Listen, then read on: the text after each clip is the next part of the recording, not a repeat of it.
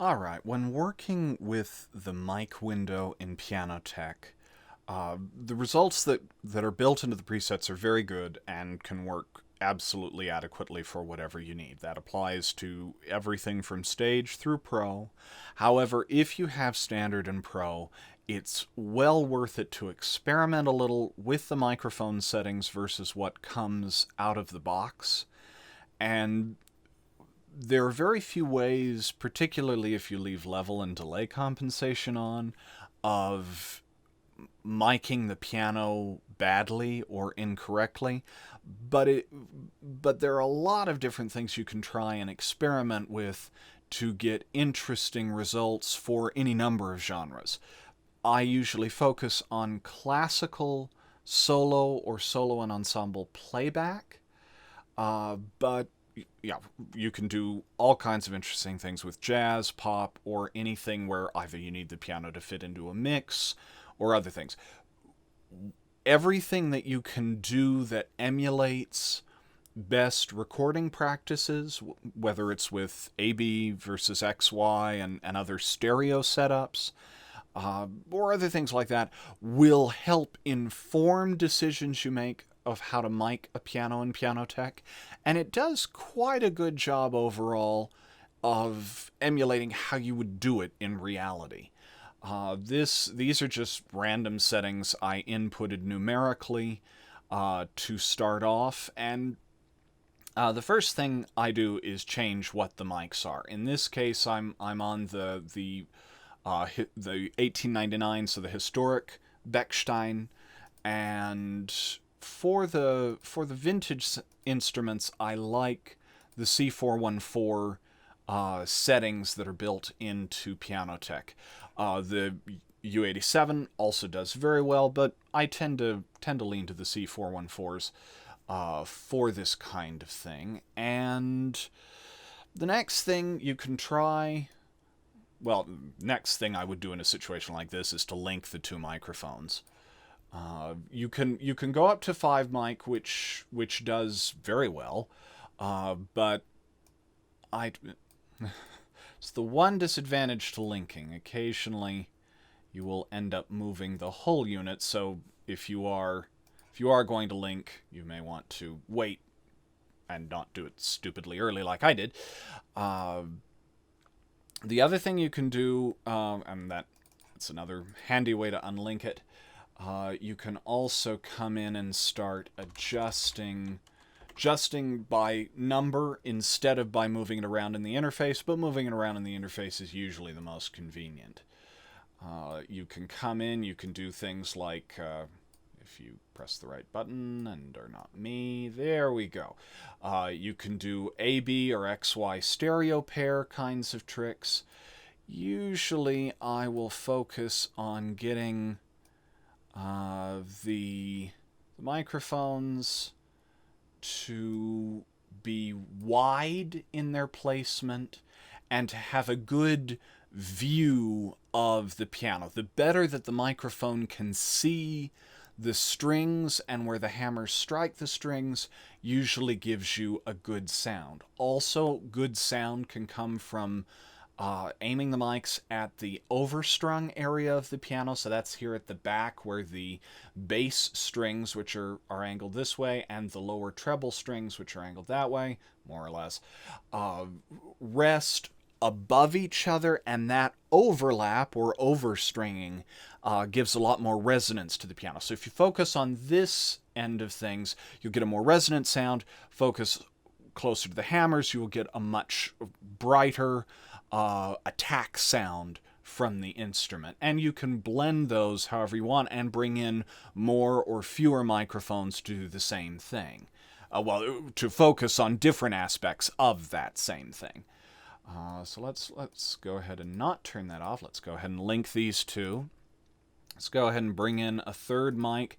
I like to have a room mic in Pianoteq. It doesn't do quite as much as when you add a room mic to a real piano, in part because of how the pickup patterns and level compensation work can get quite involved trying to do all of the channel math you would need to do for something like this, so I tend to just let the software figure it out and do whatever it's going to do in that regard. And so let's give this a bit of a listen here and see what adjustments to further make.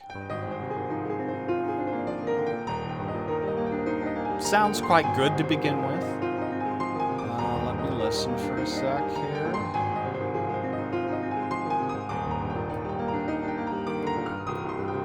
Let's bring them in closer to the piano and bring this closer to the harp here.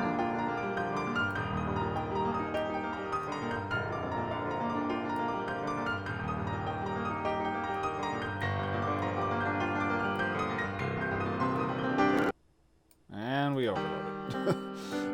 That is something to watch out for as you do this. It is quite easy to overload the CPU, particularly on this one. This is an older CPU, in part because I deliberately want it to not be good at this, so it shows those kinds of risks. A laptop, for example, will often be slower.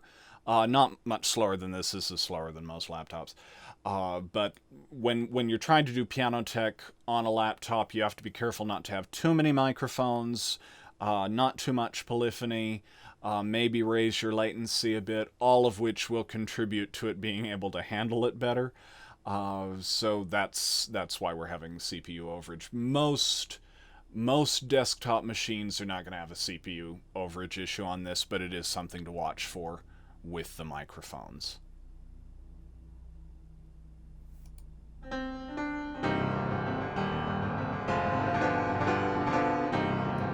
It's a nice sound. We're a little close to the lid. So let's come down a bit, get nice and centered in there.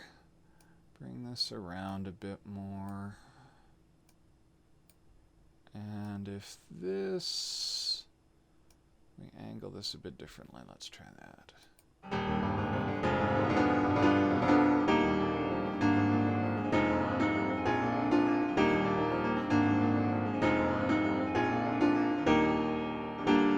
Sounds quite good. And again, you can try an infinity of combinations, just experiment, see what you like, what you don't. Probably the most notable thing that someone who mics pianos will notice that is different about Pianoteq, as a general rule, the lid angle does not change reflections as much as it changes the EQ of the mix. So you can, in fact, put microphones in the case and close the lid, and it will apply an EQ as though those microphones were out in the room. So the lid doesn't quite behave the way a lid would in reality, in part also because if you bring a microphone to the opposite side of the lid, it acts rather transparent to the lid, which a microphone in reality wouldn't do that. I don't know if that's the kind of thing that's going to change in a later version of Pianoteq, and if there's going to be more refinement in this regard or not. So at the moment, that's probably not going to be a problem for most users. Watch out for it if you're expecting some more oddball micings to reflect that correctly.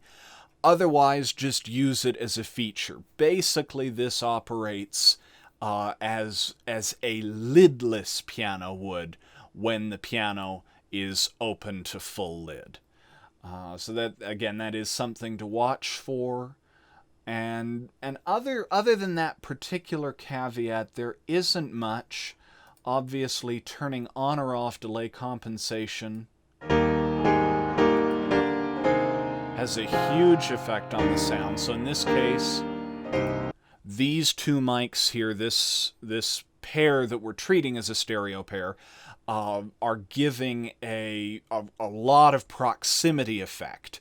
And again, as you get the mics closer, you can get the microphone, in fact, all but on top of the soundboard, which is something that's very hard to do in a real piano. But you can get it to do that in Pianoteq.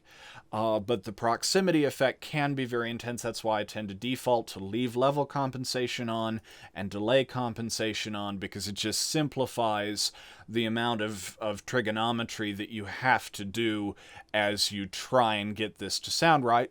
By the same token, though, on or off, you can get very interesting effects if you want a very different than classical piano out of the box kind of sound.